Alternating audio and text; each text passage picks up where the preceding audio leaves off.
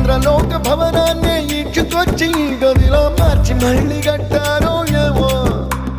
మాయజాలము తెలుసు మంత్రగారడి తెలుసు రెంటి కన్న ఇది ఇంకోటేమో